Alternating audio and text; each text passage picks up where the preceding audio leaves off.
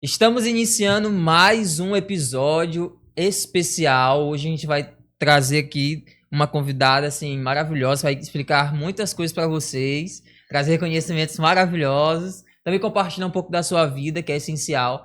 E hoje eu estou aqui com amigos meus, mas antes disso, antes de apresentá-los, eu gostaria de convidar você a se inscrever aqui em nosso canal, tá ok? Ativar o sininho, curtir esse episódio também, comentar aí, né, nos comentários também, o que você achou desse episódio.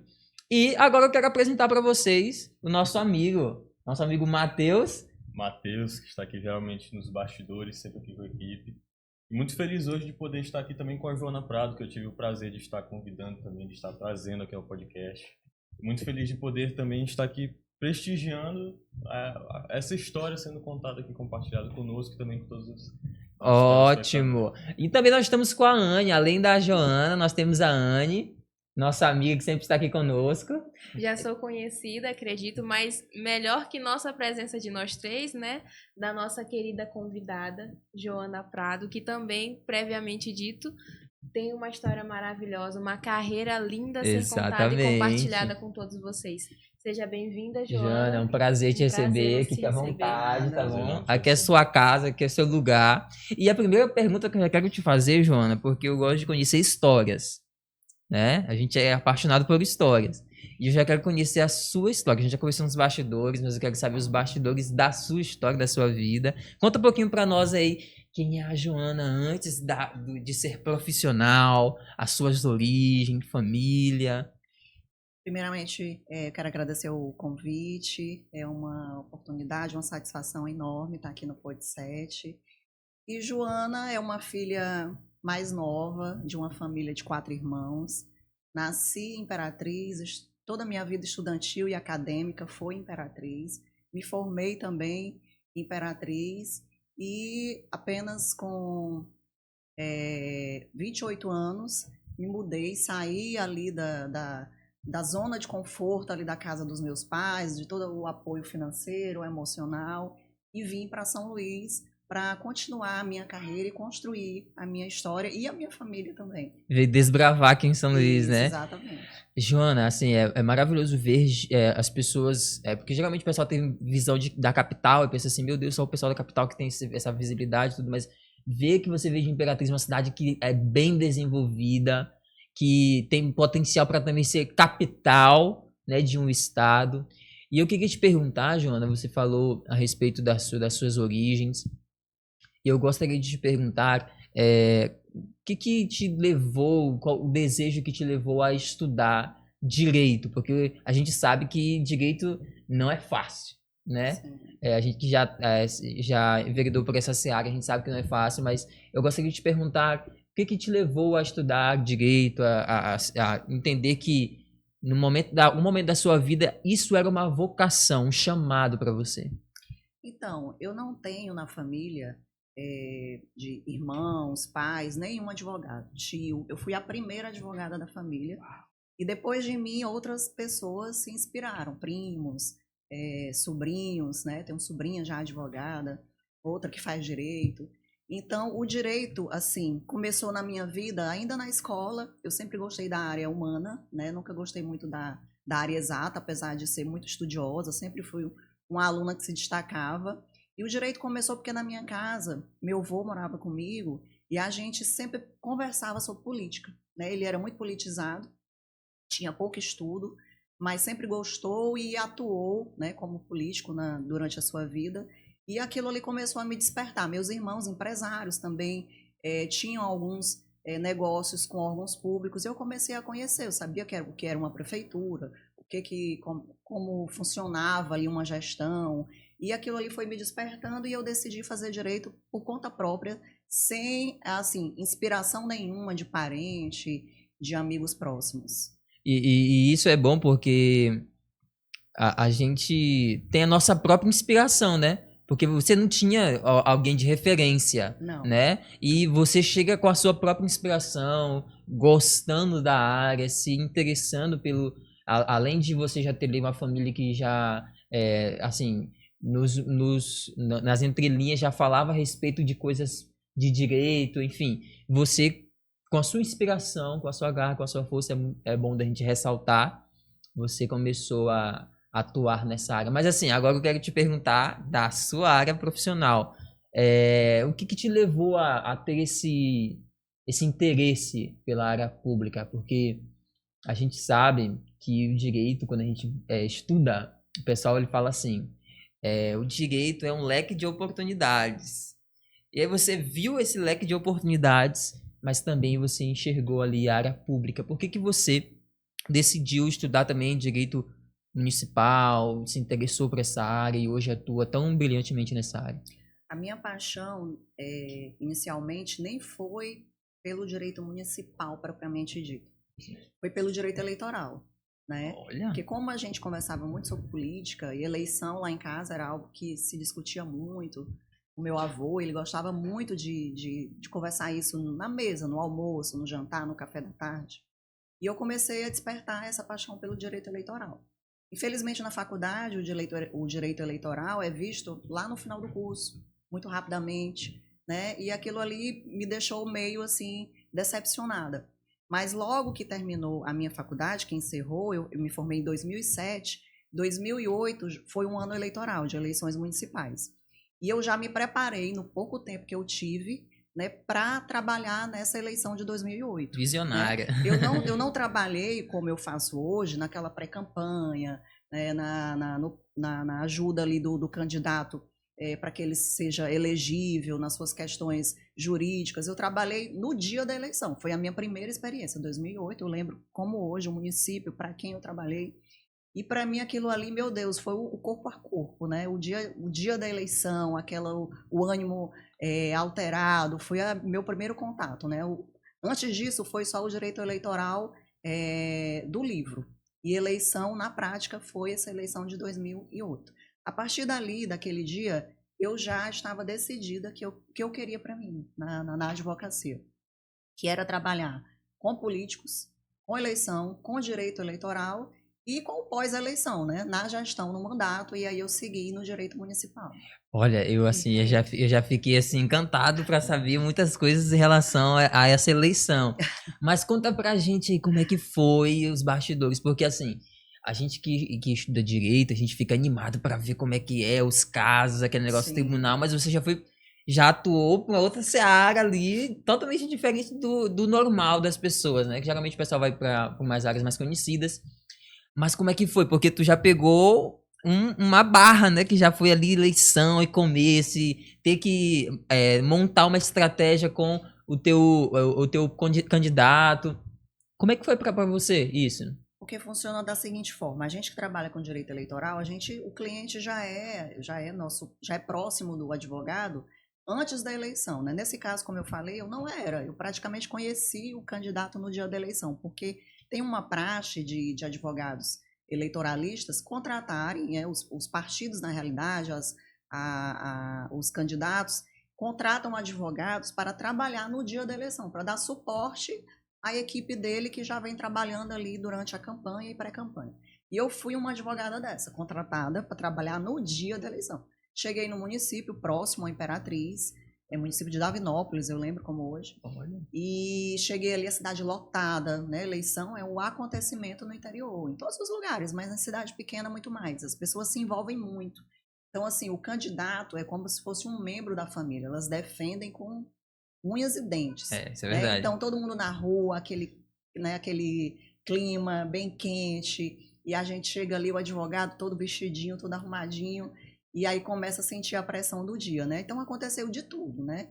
De gente que queria votar com documento de outro, de gente levando idoso para votar que não tinha noção nenhuma de quem estava votando. Então, tudo aconteceu nesse dia, né? Deu para sentir como é o eleitoral aí no dia a dia, né? Fora também da eleição, do dia da eleição. Mas o meu primeiro contato foi esse. Só com essa introdução a gente já percebe a garra que tu trouxe, né? Desde a academia de direito, né? Que é algo impressionante. Acabou de terminar a faculdade e eu não vou ficar parada. Eu vou logo me ingressar na área que eu tinha interesse na época. Mas é até digamos, um abismo muito grande, certo? Desde a área eleitoral para a área pública, por mais que trabalhe com pessoas, por mais que na área trabalhe ativamente com pessoas, é uma ramificação, eu acredito até que um pouco grande. Eu gostaria de saber duas coisas, primeiramente, que me chamaram muita atenção. Primeiro, por mais que não tenha tido um perfil a se inspirar como advogado na sua família, eu vi que tinha pessoas que conheciam do assunto, conheciam sobre posicionamento e também foram como inspiração para ti, para ter esse perfil, essa garra que tu teve assim que entrou e durante e depois ao término da academia. Eu gostaria que tu me contasse mais sobre as tuas inspirações, como eu posso dizer, que não foram advogados, mas que também foram pessoas que te ajudaram no teu profissional. Então, e passada essa experiência, né, de 2008 da eleição, 2009 já começou o mandato, né, o primeiro ano de mandato dos eleitos na eleição de 2008. E aí eu já sabia o que eu queria. Queria trabalhar com municípios, eu queria fazer assessoria jurídica, e então eu comecei a me preparar para isso, né? Já estava, desde a minha aprovação na UAB, início de 2008, fazendo uma pós em Direito Municipal e Advocacia Municipal. E aí, após a eleição, eu comecei a formar uma rede de contatos, né? A advocacia é isso, contatos, é parceria. E eu me aproximei ainda mais de pessoas que tinham contatos com municípios, com prefeitos. Isso envolveu pessoas da minha família que, apesar de não serem advogados, mas tinham de alguma forma um contato com alguns municípios através das atividades que eles exerciam e exercem até hoje, atividade empresarial. E aí eu comecei a me aproximar dessas pessoas e fazer esses contatos para que eu pudesse ser contratada.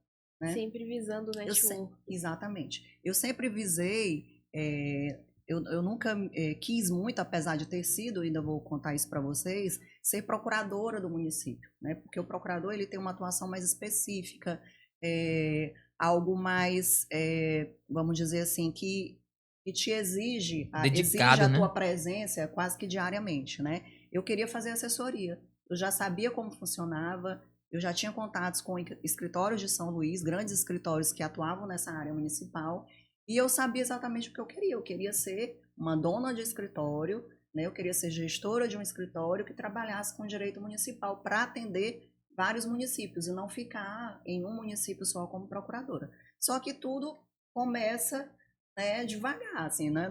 Era o que eu queria, mas eu não poderia já começar da forma que eu queria. Então eu fui em 2009, como eu falei, no primeiro ano de mandato, eu já consegui contrato com um município, né?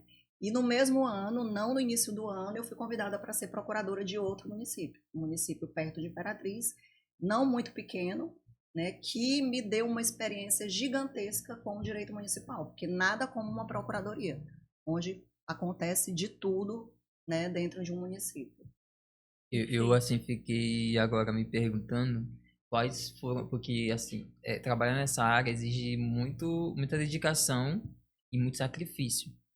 E eu agora me perguntei qual foi o maior desafio que tu já viveu dentro dessa área, porque eu sei que tu já viste muitos desafios, Sim. né? Mas qual foi o maior desafio, assim, que tu poderia trazer para nós, que tu viveu dentro dessa área, que talvez tu até vive, não sei, mas que tu poderia compartilhar conosco, nossa audiência? Então, assim, muitos desafios, né? Muitos desafios. Hoje eu ainda vivo alguns, mas hoje eu tenho uma estrutura, né?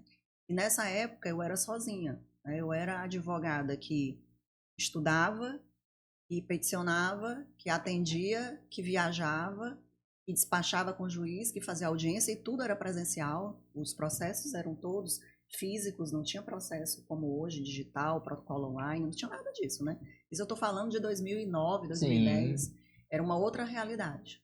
Então, os meus maiores desafios foram eu como mulher, né, ter que viajar sozinha, enfrentar a estrada, enfrentar preconceito, porque infelizmente, e aquela época ainda era pior, você chegar com 23 anos no município, ocupando um espaço que era praticamente ocupado só por homens, eu sofri muito preconceito com isso, né? E, tipo assim, que eu estaria sendo beneficiada de alguma forma para poder estar ali. Aí vocês imaginam que seria esse tipo de benefício, né? Que eu fui, que eu sofri, né? Que as pessoas falavam, e eu sofria isso não só por homens, mas também por mulheres. Né? Às vezes mulheres que não aceitam que outra mulher esteja num espaço que ela não conseguiu estar. Então, os desafios foram esses. Eu sempre fui destemida, né? Para eu exercer a advocacia municipal, eu tive que ser destemida de tudo, não irresponsável, mas destemida, que há uma diferença. Então, para vocês terem ideia, eu não conheço, eu posso não conhecer os 217 municípios do Maranhão, porque são muitos, mas todas as regiões do Maranhão eu já passei. Alguns municípios não conheço diretamente, mas já passei por todos. E muitas dessas viagens sozinha, dirigindo, com chuva à noite, mas sempre com muita fé de que eu estava fazendo aquilo que devia ser feito para eu mudar de fase. Cara, que Né? legal. E assim, isso mostra muito do seu propósito, Joana. É lindo de ver porque a gente encontra verdade nisso. Você é genuíno em tudo que você faz. E a gente acredita nessa história que você contou porque a gente vê a realidade da advocacia, vê a realidade do direito hoje. E a gente, de fato, encontra a verdade se solidariza. Inclusive, gostaria de parabenizar pelo Dia da Mulher também, Obrigada. né? Porque é um dia muito importante e é bom tu ressaltar isso, porque hoje elas estão alcançando, vocês estão alcançando grandes espaços. Isso é muito importante, porque isso mostra o valor que elas têm, que vocês têm, né? Ainda mais dentro da sua área, que talvez seja uma área que as mulheres encontram também um pouco de desafio, um pouco muito, né? De Muitos desafio desafios. e essa semana mesmo teve uma situação que a gente não vai falar aqui, mas que ocorreu de um secretário acabou falando algumas palavras que não eram pro momento, né? Infelizmente isso repercutiu. Mas assim, é importante a gente entender que esse espaço ele está sendo brilhantemente alcançado. Ele está sendo brilhantemente alcançado. E vocês têm essa garra, essa determinação de alcançar os lugares que vocês imaginarem que vocês podem alcançar. Isso é fato. E uma pergunta que eu gostaria de te fazer, agora trazendo um pouco mais para essa tua área, existe hoje uma resistência em relação aos municípios, essa parte municipal, da tua área de atuação? Hoje as pessoas, os prefeitos, né, o pessoal da área pública, eles têm um pouco de resistência em trazer essa assessoria para eles? Como é que funciona? Não, hoje, a assessoria jurídica municipalista, né, ela é indispensável dentro de uma gestão. Né? Muitos municípios, né, nós temos no Maranhão realidades diversas. Sim. Nós temos municípios com procuradorias muito estruturadas, onde tem vários procuradores, não só um, cada um com uma especialização que conseguem ali levar o município aí para outro patamar. Mas mesmo assim ainda há uma necessidade de uma assessoria, porque a assessoria municipal ela é muito específica, ela não é abrangente, ela é muito específica em uma determinada matéria onde aquele municipalista tem uma expertise maior, e até para a nossa contratação é necessário que isso seja muito bem comprovado. Mas há municípios que não têm estrutura nenhuma, né? Nem procuradoria tem, ou quando tem é um procurador, e assim, ele é um clínico geral ali para o município, e infelizmente não consegue fazer tudo que ele até tem vontade, mas humanamente é impossível. Então, a assessoria jurídica municipalista, ela atua aí assessorando hoje a procuradoria, ela pode assessorar o controle interno, ela pode assessorar o departamento de licitações e contratos. Então, ela pode atuar no município de diversas formas, mas desde que seja uma matéria específica para que ela possa ser contratada para aquele determinado assunto. Show. E essa pergunta também é muito específica, eu queria te perguntar, assim, tô muito curioso. Qual foi o case que tu já teve, assim, que eu sei que tu já teve vários, porque é muito município, né? Mas qual foi o case que tu já teve que tu ficou, assim, encantada de ter trabalhado nesse projeto e a partir disso tu viu que os resultados de fato aconteceram? E tem vários, assim. Eu me recordo muito, assim, de eleitoral, porque o eleitoral é muito desafiador, né? Então, já tive vários cases de clientes que chegaram no meu escritório totalmente desnorteados, assim, sem esperança nenhuma, porque já tinham sido gestores e respondiam a vários processos e queriam ser candidatos, haviam ali um clamor público para que ele voltasse, mas ele não tinha esperança nenhuma de estar elegível, né? E chegar com tudo na minha mesa e eu olhar e só, eu vou analisar seu caso, vou fazer um diagnóstico. E eu olhar e falar, olha, o senhor vai ser candidato, tem como reverter essa situação e o senhor ficar elegível, né? E a gente conseguir tornar esse candidato, esse, né, pré-candidato na época, elegível, ele concorrer à eleição. Tipo assim, o dia do registro de candidatura ser como uma vitória nas urnas, porque para ele era mais importante ele registrar a candidatura e provar que estava elegível do que necessariamente ganhar a eleição, né? Então, ser comemorado com fogos no município, o dia que saiu o registro de candidatura deferido da Justiça Eleitoral no nome dele, entendeu? Então, isso Interior me é marcou assim, bastante. né? Outro de chegar e com certeza assim, não, eu estou inelegível, tenho uma sentença condenatória com trânsito em julgado e que me deixou inelegível por 8 anos. E eu olhar assim, mas deixa eu olhar o processo. E olhar o processo e achar ali uma nulidade no processo e conseguir reverter essa situação, anular aquela decisão para que ele pudesse voltar à instrução e ser julgado novamente o processo por conta dessa nulidade e ele poder concorrer à eleição. Então, assim, diversos casos. E no direito municipal, assim, os casos são semanais, né? Porque toda semana é um desafio diferente. É recorrente, né? É um recurso bloqueado, que é ali da educação, que tem toda uma expectativa para ser aplicado e você conseguir desbloquear, conseguir uma tutela, né, uma liminar. Assim, toda semana tem um desafio. É bem desafiador, porque tem que ter o coração bem sadio. Toda semana é uma luta. Toda semana é uma luta. Eu percebo na tua fala que tu és uma pessoa muito assertiva, sabe? Tipo, o tipo de pessoa que quando vê um problema não foca no problema. Tu foca na solução. Como acabou de dar o exemplo. Deixa eu ver o mandato, deixa eu ver se tem algum... E tu acaba achando alguma coisa que tu pode usar ao teu favor e ao favor do teu cliente, certo?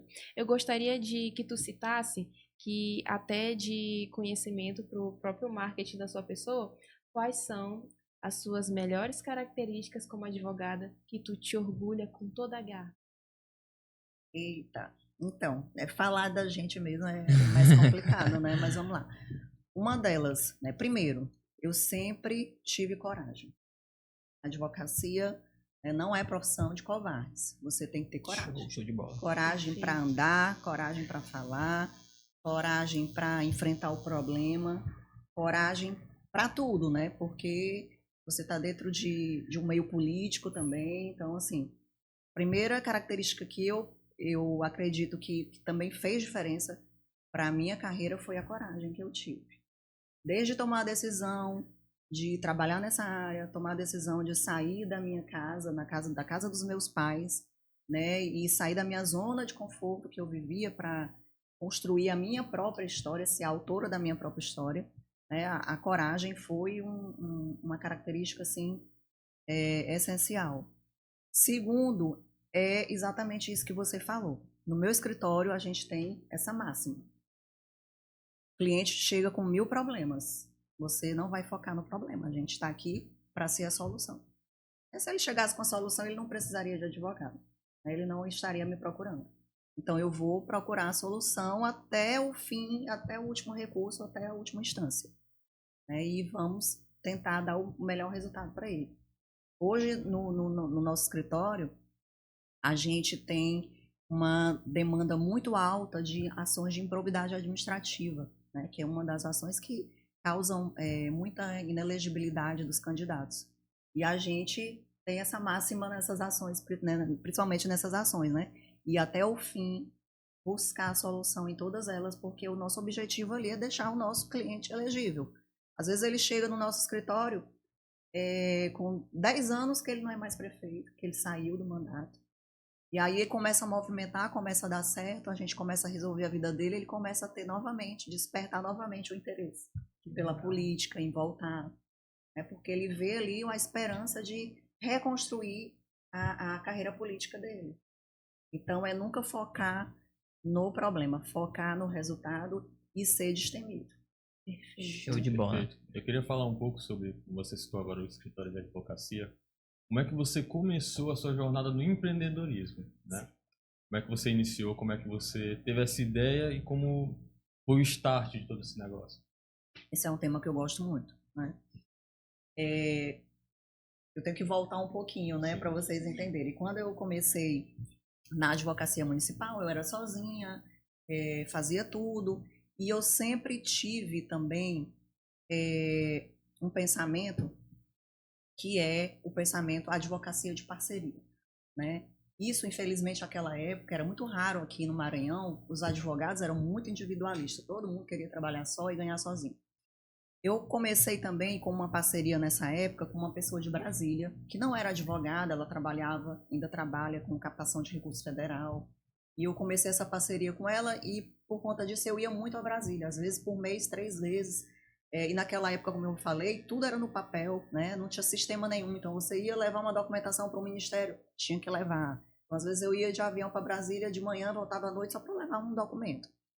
E isso me fez, graças a Deus, a perceber que em Brasília funciona a advocacia de parceria. Lá ninguém trabalha só, lá você pode ser especialista numa área, mas você faz de tudo através da parceria. E eu comecei a visualizar isso. E quando eu aceitei a proposta para ser procuradora geral de Estreito, que é uma cidade a 156 quilômetros de Imperatriz, eu conheci muita gente, né? Advogados de São Luís, advogados de Brasília, e eu comecei a fazer parceria também com esses advogados. O advogado de São Luís, especialmente, a parceria começou, eu comecei a levar clientes na área do direito eleitoral, na atuação de defesas dos órgãos de controle, para ele aqui em São Luís. E ele, em um certo momento, né, já nessa parceria, foi ele que me convidou para vir para São Luís para trabalhar no escritório dele. E eu não pensei nem um minuto, eu nem assim, gente, eu tinha que conversar com meu pai, com minha mãe, eu morava com eles. Não, na hora que ele me perguntou, doutor, eu quero você no meu escritório em São Luís para ser uma advogada associada, na época, né? E eu disse, eu aceito. Eu lembrei lá da história que eu queria ser advogada de São Luís, né? Que tinha todo um tratamento diferenciado. E aí eu aceitei vir para São Luís. Fiquei no escritório dele por um tempo, não foi um período longo, porque justamente eu tive essa percepção para minha vida. E eu gostava de liderar. Eu não queria ser liderada. E aí, com toda a amizade, respeito e gratidão que eu tenho até hoje por ele, é meu amigo, meu parceiro, eu falei para ele que eu ia sair do escritório dele, né? Mas para tocar o meu próprio escritório. E aí eu comecei Joana Pessoa Advogados Associados, porque eu percebi que eu gostava da liderança. Eu gostava da gestão do escritório.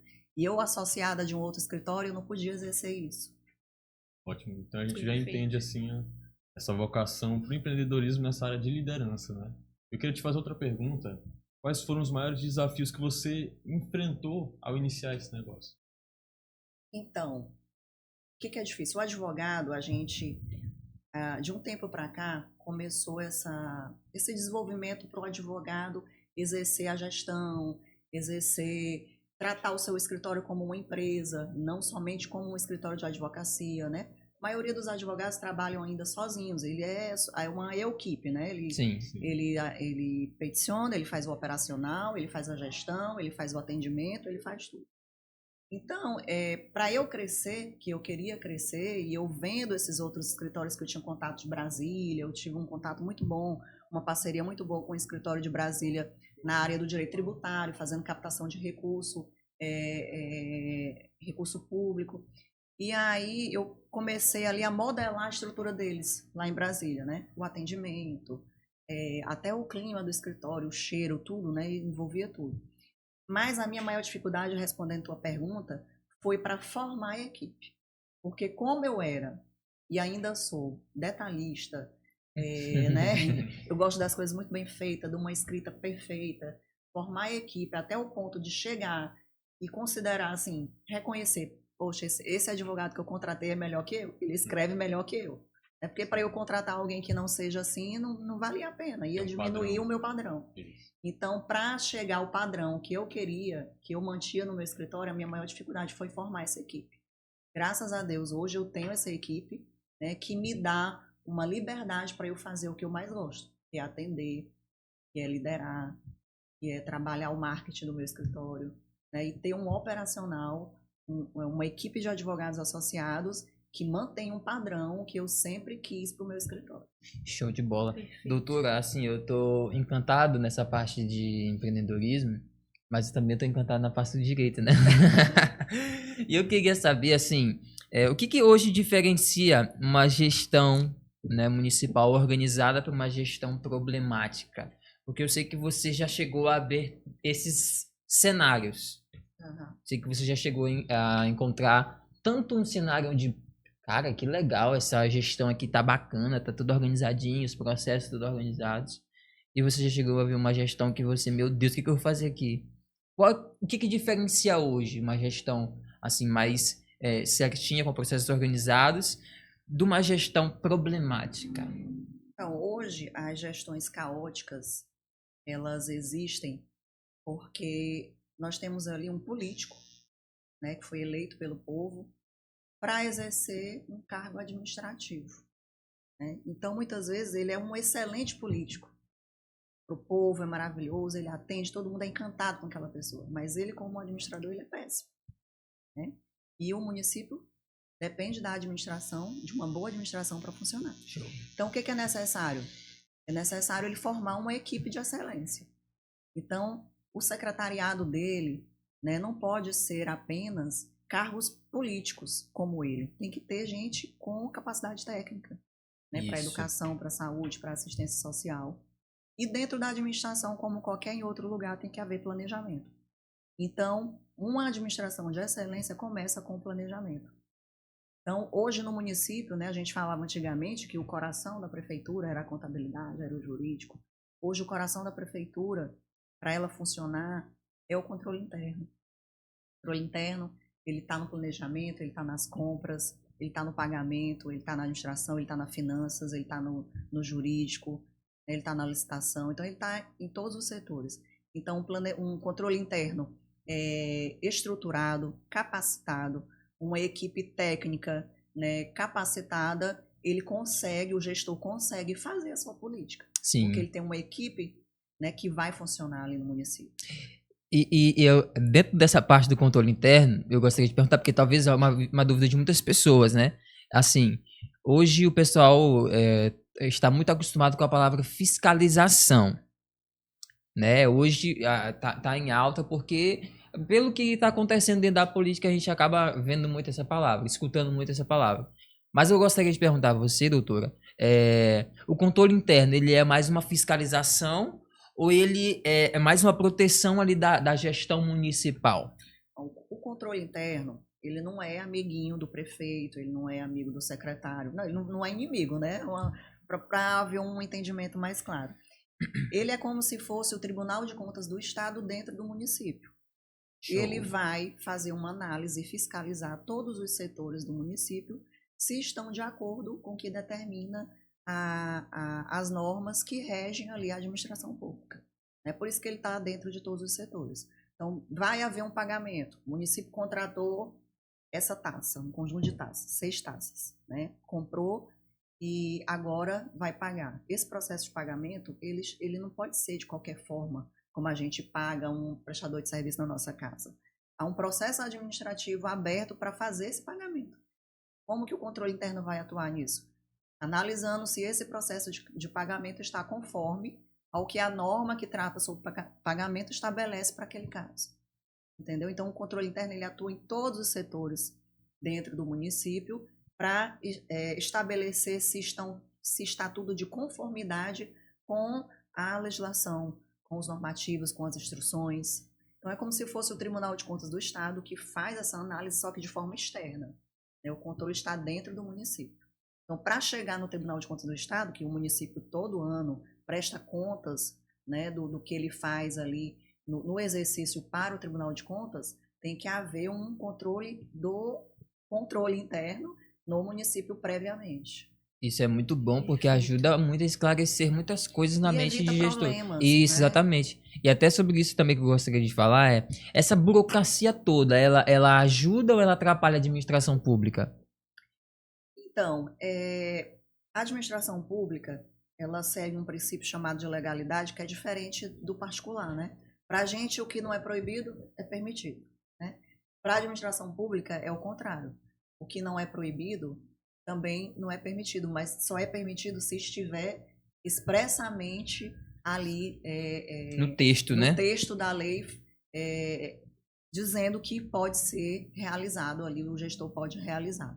Então, há uma burocracia exacerbada para alguns casos? Sim, mas também não poderia ser solto, porque aí não seria não estaria aí cumprindo as normas da administração pública, estariam sendo tratados como uma empresa comum, né, na esfera privada. Então, há necessidade aí de ser normatizado, sim, porque o brasileiro, infelizmente, tem esse costume de tratar as coisas como se fosse a sua casa, a sua empresa. E a administração pública é diferente. Você está tratando com dinheiro que não é seu. O dinheiro é do povo. Né? O dinheiro é público.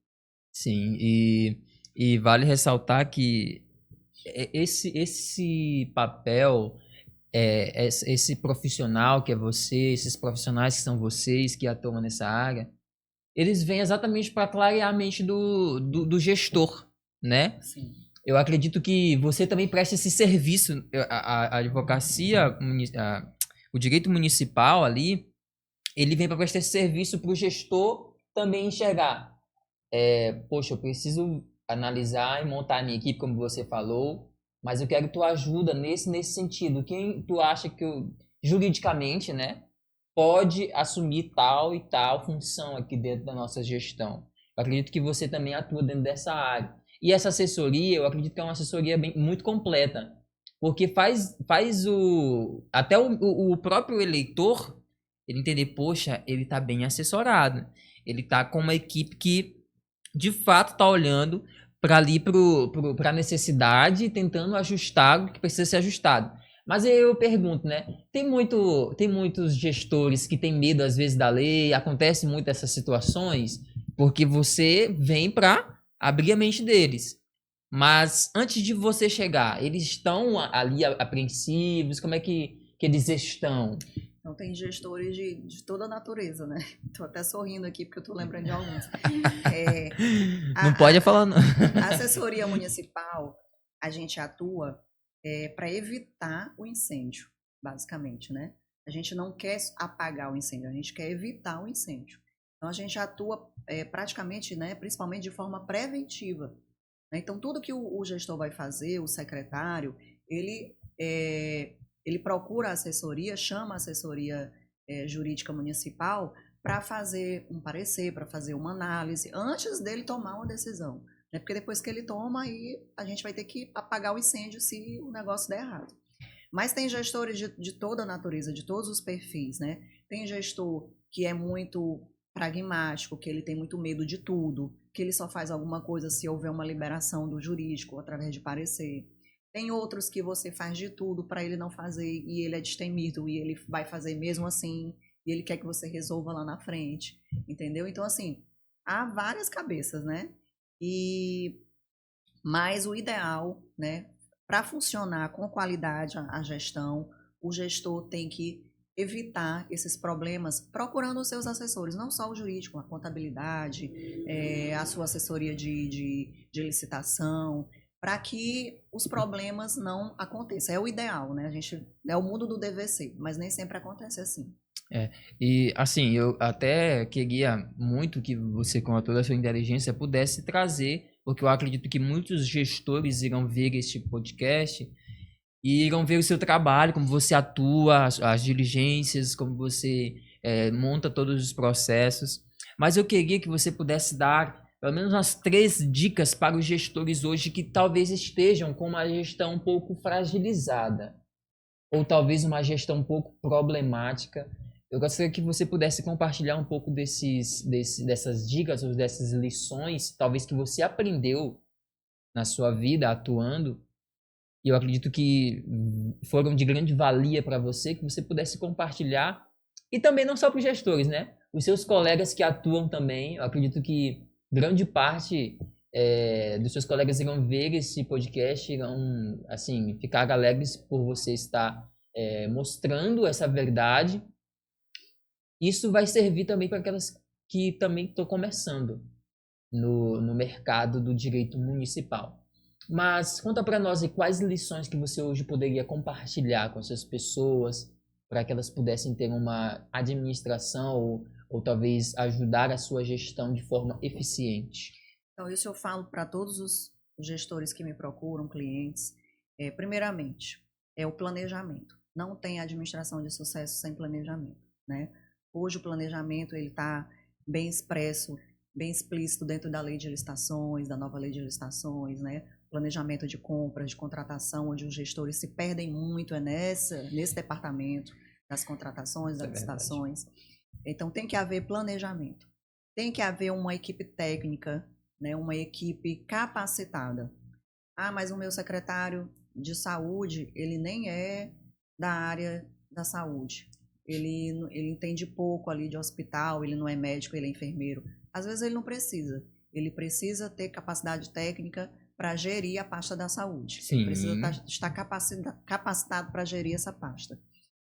Outra dica que eu dou é o controle interno. Hoje, o controle interno tem que estar estruturado, funcionando, capacitado, porque a fiscalização do Tribunal de Contas do Estado em relação ao controle interno, há uma fiscalização do Ministério Público em relação ao exercício, ao funcionamento do controle interno, e uma gestão de excelência, de qualidade, uma prestação de conta com qualidade para os órgãos de controle externo tem que passar pelo controle interno, não tem mais como postergar esse funcionamento do controle interno hoje no município, né? Então já foram quantas dicas?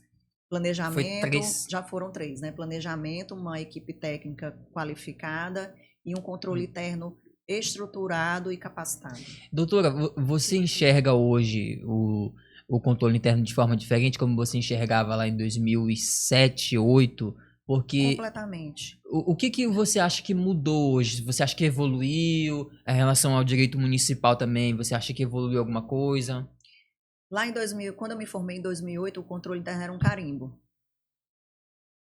Controlador interno já se falava, mas dificilmente existia. Quando existia, ele não sabia nem para que ele estava ali naquele município, o que ele exerceu. Eu já recebi pessoas no meu escritório que chegavam, olha, eu fui nomeada controladora e eu quero saber o que eu vou fazer, porque eu não tenho a mínima noção de como funciona. Antigamente era assim.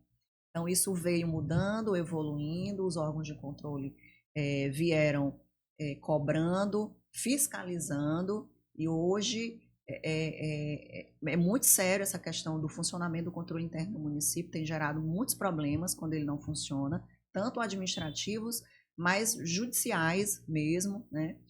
Então, hoje, para mim, né, na minha visão, 17 anos de advocacia municipalista, hoje um dos setores mais importantes, né, não desmerecendo nem diminuindo, porque eu sou advogada, tenho meus amigos contadores que também são importantíssimos, né, sem eles também não funciona a administração, mas o controle interno funcionando, não só para a prefeitura, eu trabalho com muitas câmaras também, e o controle interno tem que funcionar na Câmara Municipal, porque há uma fiscalização também nesse sentido.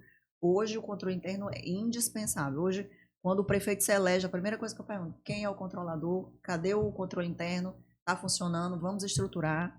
Porque não é só um controlador, tem que ter uma estrutura, tem que ter um departamento de controle interno funcionando adequadamente, né? Trazendo resultado, atuando em todos os setores que eu já falei aqui. Então, se não existir, a administração vai ser caótica.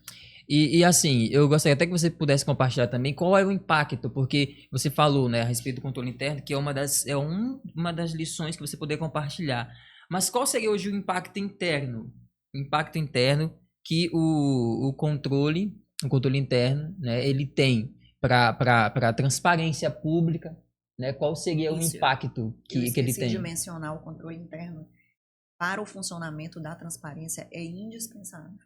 Para todas as informações que hoje são exigidas dentro da transparência, dos portais de transparência das câmaras, das prefeituras, dos órgãos públicos em geral,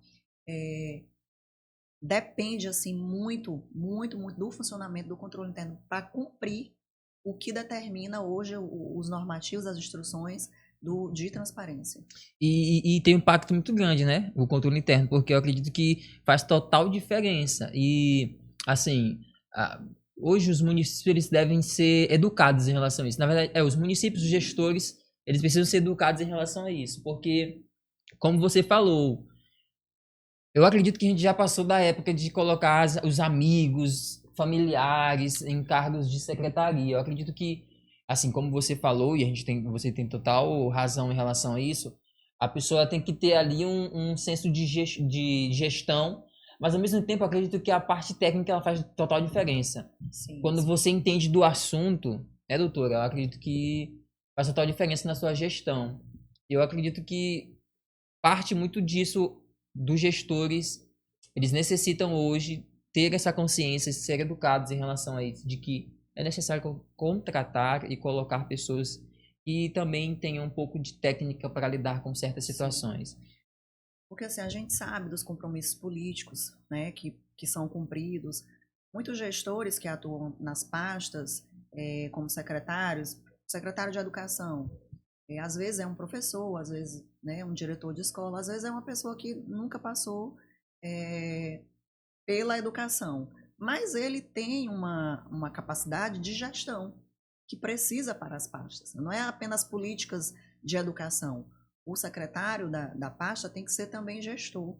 Exatamente. Né? Então, se ele for um gestor capacitado, ou está se capacitando para atuar ali, não especificamente ele precisa ser um professor, um ex-diretor, um diretor de escola, mas ele precisa entender sobre gestão.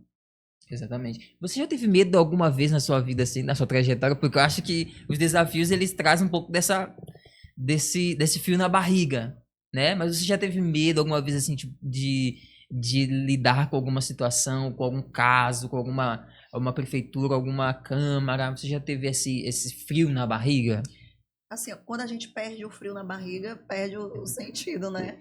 Assim, os desafios sempre trazem essa adrenalina, né? Hoje, com a maturidade que a gente chega, é diferente. No início, a adrenalina ela é maior. Mas, assim, a satisfação de entregar um resultado, assim, é indescritível, né? Então, se você não tiver esse estímulo, né, até emocional, não funciona. Então, medo, assim, medo. A gente é um profissional de meio, muitos clientes não entendem, às vezes, quando alguma coisa não dá certo e tal. Existe, né? Mas se eu te falar assim, medo não. Eu tenho aquela adrenalina, aquela ansiedade de entregar o resultado, de satisfazer o cliente, dele, porque uma melhor propaganda do teu trabalho é o boca a boca do teu cliente. Exatamente. Né? A gente que vive da advocacia, a gente não pode fazer muita coisa, a gente tem um código de ética que nos restringe de algumas coisas. Então, o que faz o nosso crescimento é o nosso trabalho, é o que você entrega. Né? Então, medo não, assim, mas essa energia que você sente com algo diferente do teu trabalho que você tem que fazer, entregar, eu sinto até hoje. Essa busca por mais, né? Doutor, eu queria, assim, parabenizar você pela sua história, pelo seu legado e por você estar atuando em tantas frentes. A gente enxerga isso de forma muito louvável, né? Porque é difícil a gente encontrar profissionais dedicados ao trabalho, dedicados ao empreender, porque além de ser dedicado ao trabalho, você é empreendedor, né? Você é empreendedora. Então, assim, parabéns por esse legado que você está levando, né? Para tantas áreas que você trabalha, para o seu escritório, né? Para o pessoal que acompanha você através das redes sociais. E eu queria que você pudesse compartilhar hoje, porque você tem toda uma estrutura de trabalho, de processo, né? E como você atua com as prefeituras. Mas se hoje uma prefeitura, um município, uma câmara quisesse contratar os seus serviços, quais são os serviços hoje que você atua, quais são as frentes de trabalho que você atua, né? Até para o público poder conhecer um pouco mais do seu trabalho. E também seus canais de comunicação, onde as pessoas podem encontrar você para poder se comunicar com você, também compartilhar ideias, enfim, colegas de trabalho. Compartilha conosco um pouco das suas frentes onde você atua. Tá, hoje a gente trabalha com municípios, câmaras de vereadores, ex-prefeitos, ex-presidentes de câmara. Né? Dentro do município, a nossa atuação na assessoria jurídica de controle interno, de licitação, a procuradoria, ao contencioso também. Câmara de Vereadores da mesma forma, controle interno, licitação, contencioso, assessoria legislativa. E ex-prefeitos e ex-presidentes de Câmara, a gente atua com os processos provenientes do mandato, né, que são as ações de improbidade administrativa, prestações de contas com o Tribunal de Contas do Estado, Tribunal de Contas da União, ministérios, secretarias, todas essas áreas o nosso escritório tem essa expertise aí há 17 anos. Chegando no final do nosso podcast, doutora, e assim, nesses últimos minutos eu gostaria que você pudesse compartilhar ali com o nosso público, olhando para aquela câmera, olhando para o cenário que você viveu um tempo atrás, onde você veio de Imperatriz e agora atua em São Luís. E eu gostaria que você pudesse compartilhar um conselho para as pessoas que estão adentrando essa área da advocacia, adentrando esse cenário, e sonham em viver como você vive hoje, como você tem um escritório, você tem os acadêmicos que estão também estudando. Eu gostaria que você pudesse dar um conselho para eles, né, do que eles precisam para tudo isso, mas primeiramente para a vida deles. Eu gostaria que você compartilhasse um conselho olhando para aquela câmera, para o nosso público. Então, o conselho que eu posso dar para a jovem advocacia, para quem está saindo aí da faculdade, para as mulheres, né, que como eu, né, vão passar aí por alguns percalços, né? Primeira coisa, estudar. O estudo te eleva a fases, né, te tira de lugares e te coloca em lugares que você às vezes nem sonha, né? Às vezes nem sonhou. Você tem que estudar, tem que se preparar, não é só, o advogado nunca para de estudar, tem que se especializar. Cada caso que vai chegar para você é um estudo diferente, é um estudo mais específico. A questão de perder o medo, né? Você tem que perder o medo de falar, perder o medo de fazer contatos, perder o medo de fazer parcerias. A gente erra, a gente faz contatos errados, a gente, né, tropeça, mas isso não pode te desestimular. Tem que ser, na realidade, um estímulo para que você volte, levante, reconstrua, né? Então, estudar, ser destemido e que as dificuldades que você possa passar na vida, que você vai enfrentar, porque todo mundo enfrenta, possa ser estímulos para que você possa chegar onde você sonha. Eu sabia exatamente o que eu queria e o que eu não queria, né? E eu fui modelando, conhecendo pessoas, para que eu pudesse chegar, mudar de fases, pudesse chegar onde eu estou agora. Estou satisfeita? Não, a gente nunca está satisfeita, a gente quer melhorar ainda mais, porque a gente está vivo, né? Sim. Quem não quer melhorar já está no ponto de morrer e eu não quero. Então, mas sempre a vida tem que ser uma dinâmica, né? Se a gente parar, a gente cai. Então, sempre procurando inovações para o escritório, para a sua vida profissional, pessoal. Eu sempre tive em mente aquela passagem de Josué, inclusive no quarto da minha filha tem até um quadro com essa passagem que diz: não fui eu que te ordenei, seja corajosa, né, que eu vou estar contigo por onde você andar. Então, eu nunca tive medo de pegar meu carro, dirigir. As pessoas perguntavam, e se furar um pneu? Eu digo, Deus não deixa, né? Eu não sabia trocar pneu, ainda hoje eu não sei, mas Deus nunca deixou. Amém. Então, andei à noite, andei com chuva, corri riscos, né? Não com irresponsabilidade, mas com responsabilidade, porque eu tinha que cumprir compromissos. E graças a Deus, o Senhor sempre esteve comigo, nunca me deixou passar por nenhuma situação que eu não pudesse ali naquele momento superar, e Ele me acompanhando sempre fez com que eu passasse por obstáculos, por dificuldades e chegasse onde eu queria chegar. Encerramos mais o podcast, doutora. Muito obrigado. Eu que agradeço. Viu? Foi um prazer receber você aqui no nosso podcast. E que Deus possa abençoar a sua vida, a sua trajetória, a sua família, o seu esposo, a sua filha. Que Deus possa continuar dando força para você nessa trajetória. E nós encerramos por aqui. Nós agradecemos a presença de todos vocês. Sigam as nossas redes sociais, sigam as redes sociais da doutora. Também Se inscrevam no nosso canal, ative o sininho para vocês receberem as notificações. Comentem muito aqui neste episódio. Façam suas perguntas que talvez a doutora responda no seu Instagram. E até logo. Um abraço. Fique com Deus. Tchau, tchau.